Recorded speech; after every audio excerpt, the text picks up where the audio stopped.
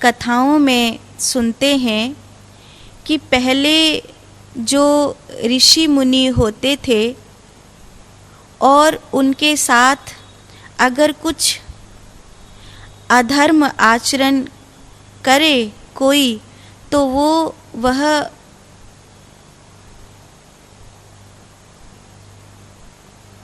एकदम से श्राप दे देते थे। पर जो संत लोग होते हैं वो सहज होते हैं, एकदम से क्रोधित नहीं होते। तो उन ऋषि मुनि का एकदम से क्रोध में आ जाना, उसका क्या कारण था?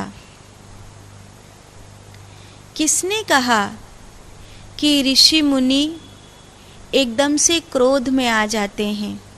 नहीं। जो नामा अपराध है, जो भगवद अपराध है, जो वैष्णव अपराध है, जो संत जन अपराध है, वो अपराध जब पराकाष्ठा पर पहुंचता है तब आप किसी ऋषि से टकराते हैं। ऋषि श्राप नहीं देते, प्रकृति आपको श्राप दे रही है। ऋषि करुणा से भरे होते हैं। अगर ऋषि करुणा से भरे हुए नहीं होते तो ये पूरी सृष्टि ऋषियों की संतान नहीं होती। वो अपने तपस्वी होकर अपने में मुक्त हो गए होते, लेकिन उन्होंने श्री नारायण के उस संकल्प को पूरा किया। एको हम बहुश्यामी, मैं एक हूँ, एक से बहुत हो जाऊं। इस संकल्प को पूरा करने के लिए ऋषियों ने सृष्टि की एक परंपरा आरंभ करी।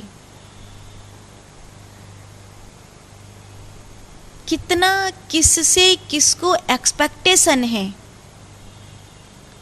क्रोध भी उसी अनुपात में आता है, प्रतिक्रिया भी उसी अनुपात में आती है।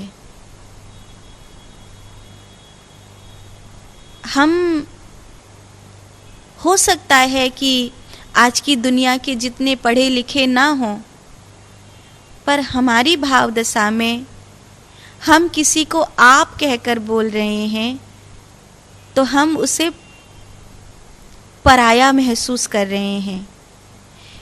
जिस समय हम उसे तू करके बोल रहे हैं, उस समय हम उसे अपना महसूस कर रहे हैं। उद्धव जी कृष्ण को आप कहकर बोल सकते हैं, पर ग्वाल बाल आप कहकर बोलेंगे तो कृष्ण को पीड़ा होगी कि अगर तुम मुझे आप कहकर बोलोगे तो मुझे ऐसा लगेगा कि तुमने मुझे पराया कर दिया। वहाँ जो व्यवहार है वो आप वाला नहीं होता, वो तू वाला होता है। जब बहुत ज़्यादा अपनापन होता है तो एक्सपेक्टेशन भी होती हैं, चाहतें होती हैं। मैंने किसी से कोई सामान मंगाया, उसने नहीं लाके दिया, कोई बात नहीं।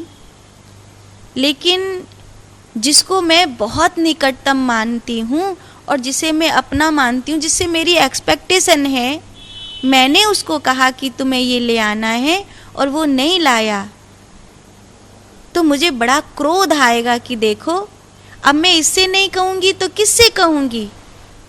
अगर मैं इससे नहीं बोलूँगी तो किससे कहने के लिए जाऊँगी? तो मन में पीड़ा होगी। ऋषियों ने इस जगत को उत्पन्न किया है।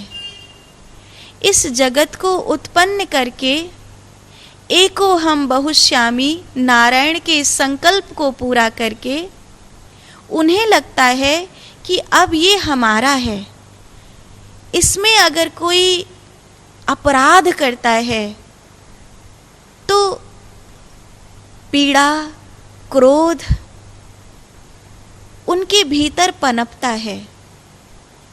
वो धृष्टता बन जाए तो सामने वाले पर श्राप बनकर बरसता है, और अगर वो धृष्टता ना हो तो फिर उस क्रोध को अपने में पीकर कि हमारे ही संस्कारों में भूल रही होगी, हमने ज़्यादा इनसे आशाएं रख ली होंगी, जाने भी दो, बात को यहीं छोड़ो, ऐसा कहकर आगे बढ़ जाते हैं। अगर ऐसा ना होता तो हजारों बार ऋषियों के द्वारा इंद्र को क्षमा न किया गया होता।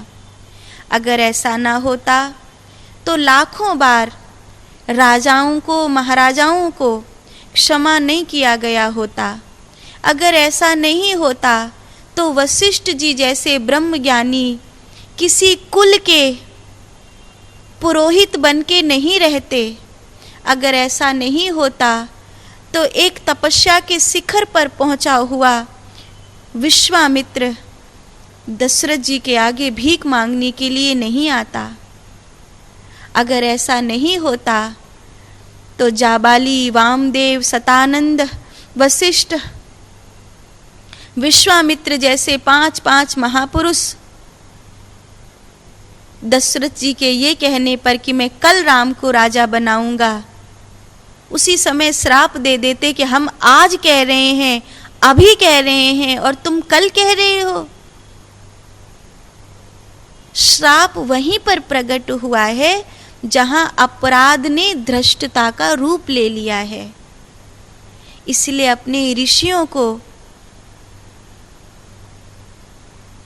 समझने में भूल मत करिए।